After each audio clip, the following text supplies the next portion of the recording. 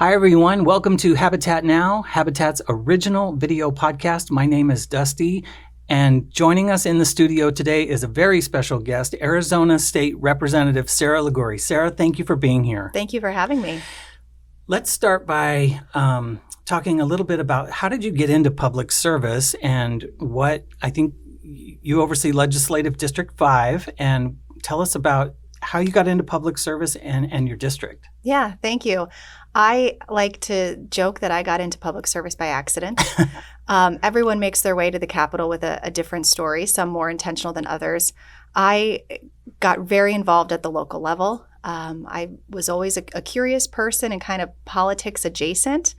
And I just decided one day, I want to get involved more. I want to do more hands-on work. I want to be a part of the change that I want to see.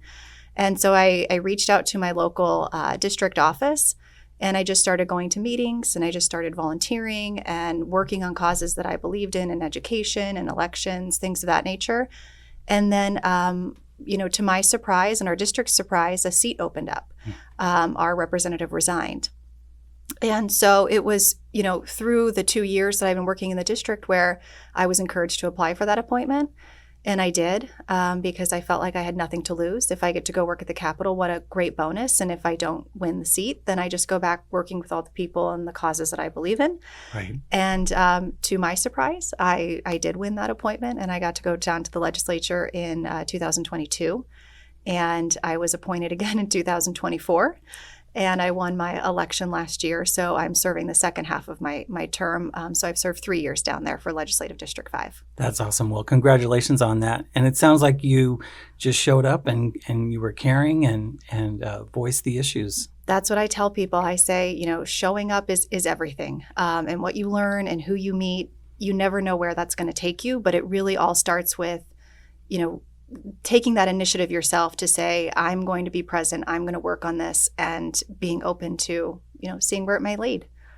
Sarah, for years, Arizona was kind of considered a great destination for people looking to stretch their housing dollar. It's not really the case anymore. Can you tell us a little bit about what has happened with housing in the state of Arizona? What are we facing as a state? Yeah, that's a great question because I am an Arizona native. I'm from Tucson, Arizona.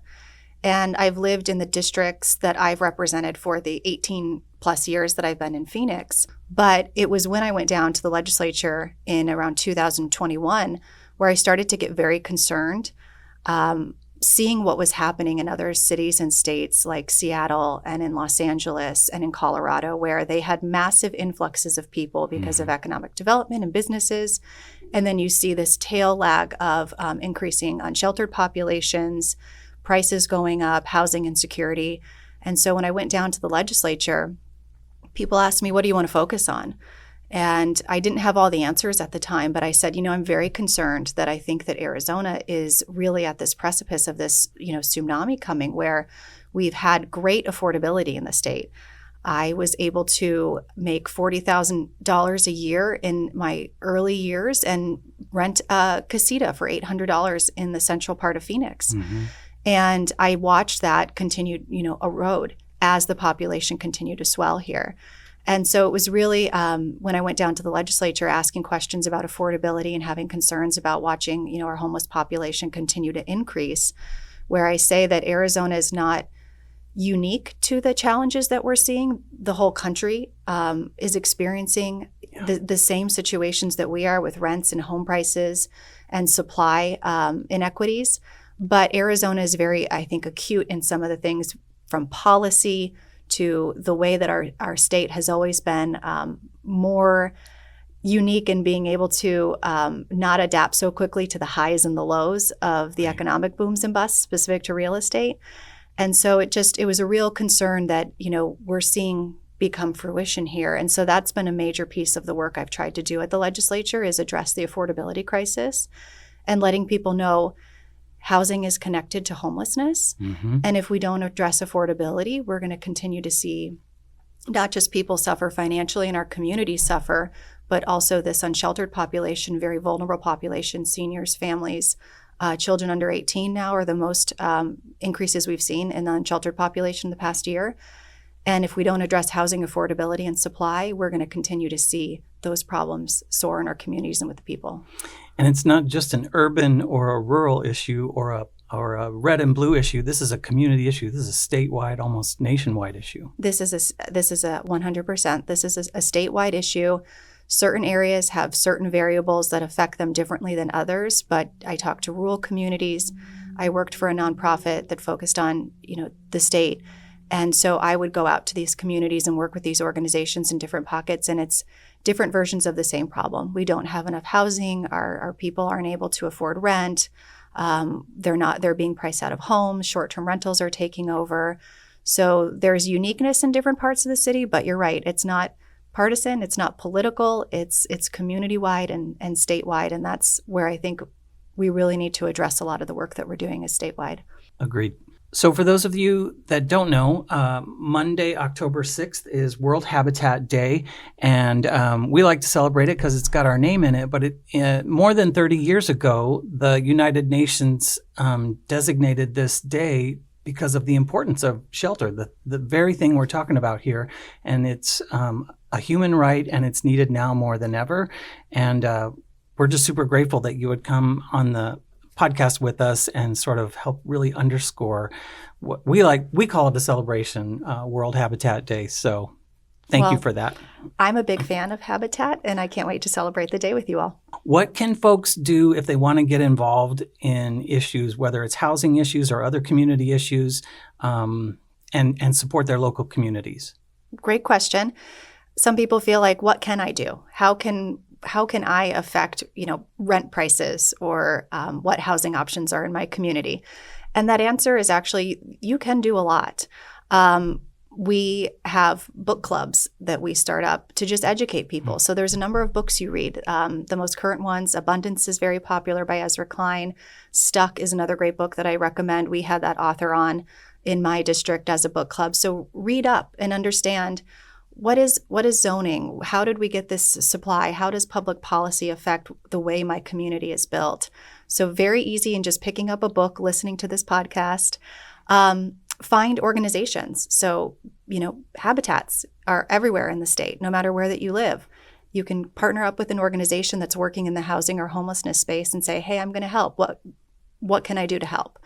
I also like to tell people, get to know your city council people, get to know your state legislators, know where they stand on housing issues. More often than not, we see that when projects are coming into spaces, there's a lot of opposition in the room and there's not a lot of support. And I think that doesn't mean that there's not support for projects coming into these communities. There's just the majority of people aren't aware that you can go to your city council, you can listen into a zoning hearing, you can say, yes, I want this project built in my backyard, or yes, I'd like more density down the street for me. So getting to know your elected officials in your area, I think, is very important. And if you can tune in, if you can show up and say, I support a project, if you can reach out and let them know that you support some of the things that they're working on, I can't tell you how much that makes a difference. It is always great to hear those people that are out there that are in support of projects. And so those are kind of the quick 3 ways I'd say: read, join an organization, and then pay attention to your local elected officials. And we will include some resources in the notes below. Sarah, is there anything else you'd like to share with our audience today? There is a couple things. So when I mentioned when I went down to the legislature, it was kind of looking at the past, how we got to this housing crisis, and then kind of seeing what's in the future. I don't want to be doom and gloom. I think there's a lot of good things going on, but I would like people to know that I do feel there's a lot of policies at the federal level. We're not supporting policies even at the local level that are going to continue to bring the types of diversity, the affordable housing that we need. And people are under and continue to be under a lot of financial pressure. And so in what I'm reading, the Morrison Institute just put out a state of housing in Arizona, which is a great report. I encourage everyone to go look that up.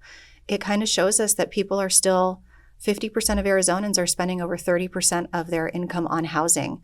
And that is a very high number. That is too high. And so I do think that people are stretched too thin, and we don't have the housing options that are there at the quantity that are needed in order to ease that burden for families and for individuals.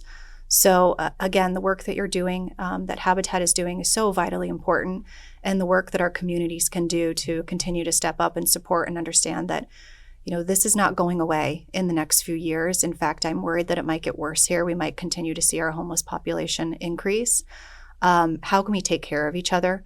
How can we make sure housing, is a right, and that people have shelter that they need? And we as a state and I as an elected official will continue to work on that. And the community needs to come together. And we're honored to stand shoulder to shoulder with you and work on that as well. Appreciate that. Thanks for being here today, Sarah. It was so great to see you and celebrate and just have this conversation. I'm happy to be here. Thank you so much. Thanks. That's it for today. Thank you for watching. If you would, do us a big favor, hit that subscribe button, that share button, that like button. It really helps us. Sarah was just talking about how you can get involved, and that's just a quick, easy way to share this out with people you know. And we'll see you next time on Habitat Now.